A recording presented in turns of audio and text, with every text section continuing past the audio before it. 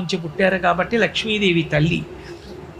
ఆవిడ అక్కడ పెద్ద ఆసనం మీద కూర్చుని ఉంటే ఆ పుర్రె పట్టుకుని పేరు చదువుతాట. అమ్మ, ఈ పుర్రె గత జన్మలో ఫలానా వారిది, ఈ జన్మలో మళ్ళీ దీన్ని పంపిస్తున్నాను, పుడుతోంది, దీనికి ఎంత ఐశ్వర్యం ఇమ్మంటావు అని అడుగుతాట.